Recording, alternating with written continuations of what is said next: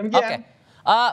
Ini kan posisi Pak Jokowi sudah tidak lagi menjabat sebagai kepala negara, Mas Roy. Kenapa kok kemudian masih dikejar-kejar juga urusan ijazah palsu ini di mata Anda, Mas? Apa yang mau Anda kejar sesungguhnya?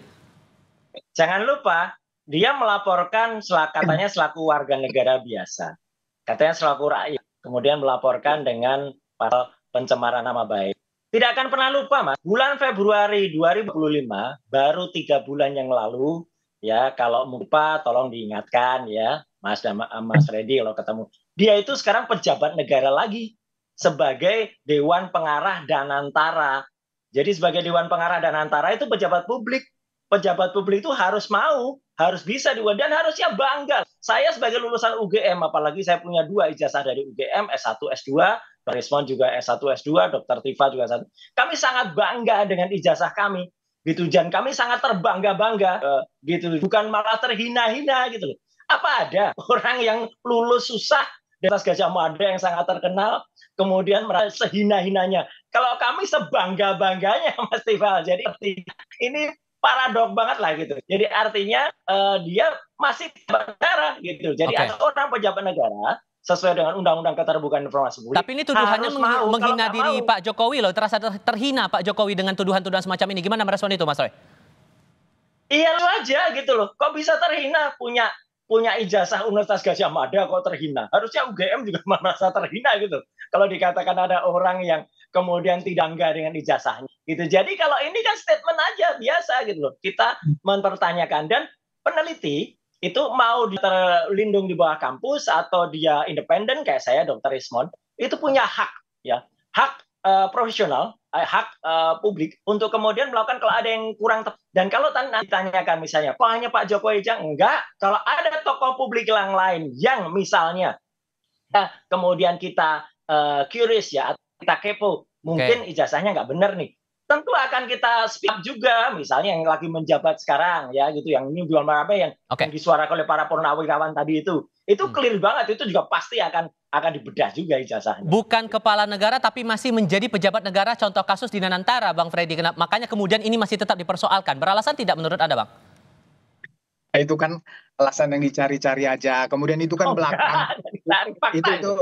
Itu kan belakangan Dewan Pengarah nggak ada hubungannya lah dengan perkara ini. Jadi begini, ya silahkan nanti Mas Roy dan kawan-kawan melakukan pembelaannya, silahkan. Pak Jokowi bukan merasa terhina bahwa dia alumni UGM, justru dia sangat bangga. Itu yang membuat dia menjadi pada posisi presiden 2 periode, dan ijazah itu yang dipergunakannya yang membuat dia merasa terhina sehina-hinanya, martabatnya, kehormatannya diserang adalah ketika ijazah yang dia pergunakan, dia peroleh itu dengan sebaik-baiknya itu dia pergunakan untuk menjadi presiden 2 periode dikatakan palsu. Kemudian terus-menerus itu dibangun narasi-narasi seolah-olah Pak Jokowi ini telah menggunakan ijazah itu untuk menjadi wali kota, gubernur, presiden ya, dengan dasar-dasar atau ijazah yang tidak benar.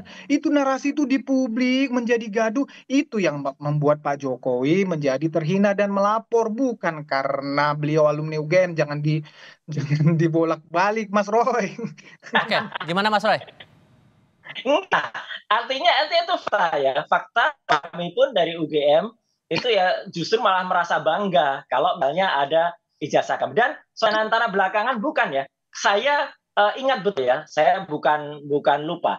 Saya menyuarakan soal ijazah ini pada akhir Maret. Itu pun setelah tanggal 15 Maret. Dr. Rismon Sianipar itu juga datang ke UGM pada saat pertama pada tanggal 15 Maret, dan kemudian dia melihat. Kemudian dia melakukan hipotesa. Kemudian tambah lagi kader partai, yaitu pada 1 April. Itu semua Jokowi sudah menjadi Dewan Pengarah Danantara. Ya, seluruh publik menilai nih, Mas Tifa. Jokowi itu sudah, kalau misalnya dia November sudah jadi rakyat biasa. Sampai dengan Januari, Februari, itu dia belum apa-apa. Nah, kalau ada gugat ijazah di situ, mungkin salah, karena dia rakyat biasa. Nah, Februari, jadi pejabat publik.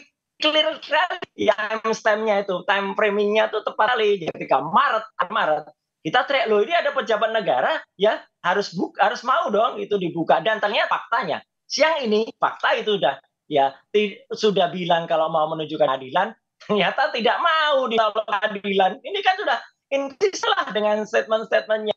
Publik lah itu semua itu. Ini sudah banyak aduannya Bang Freddy. Menurut Anda aduan-aduan dari para pihak, dari Pradi Bersatu sudah melapor ke Polres Jakarta Selatan, Pak Jokowi langsung mengadu ke Mapolda Metro Jaya. Apakah ini akan berujung pada hukuman atau gimana Anda membaca prospeknya ke depan? Jadi begini, saya tanggapi sedikit tentang pejabat negara tadi, walaupun nggak ada hubungannya udah saya sampaikan dan antara dengan ini. Cuman karena Mas Roy berargumen gitu tadi ini, mungkin lagi rame terakhir-terakhir ini bahwa BUMN itu ya dan antara itu tidak termasuk lagi pejabat negara, bahwa Dewan Pengarah, Lain, Dewan Pengarah. itu undang-undang KPK, lain. Ya silakan Anda mengatakan lain, tapi saya menjelaskan seperti itu. Nah, kemudian masalah itu tadi, ya sudah pasti ini, ya kalau saya juga orang hukum, saya melihat ini akan berujung di pengadilan. Saya melihat ini akan ada tanpa mendahului, tapi karena ini kan kasus yang sederhana seperti yang saya sampaikan tadi. Ini ada tuduhan ijazah palsu yang rame terus di media, rame di publik. Nah, kemudian dilaporkan, ini kan kasus sederhana tinggal dibuktikan dan ini saya percaya akan bergulir terus di pengadilan dan akan ada vonis untuk ini yang dinyatakan. Dan bukti dari para pelapor ini cukup kuat menurut Anda Bang Freddy? Pak Jokowi jelas, Pak Jokowi jelas sudah membawa ijazahnya yang SD sampai fakultas itu kan udah sampai universitas sudah. Ini kan bukti yang sudah sangat kuat, bukti otentik kan begitu. Nah, masalah para pelapor yang lainnya kan juga kalau nggak salah saya penghasutan tinggal dibuktikan saja apakah perbuatan-perbuatan para terlapor ini benar-benar bisa menghasut publik. Tinggal dibuktikan ya. Sudah gitu. Kita tangkap poinnya di situ. Bang Freddy, Mas Roy, terima kasih sudah berdiskusi bersama kami semua. Baik, terima kasih. Terima kasih Mas Roy. Terima kasih Mas Freddy, terima kasih Mas Ivan.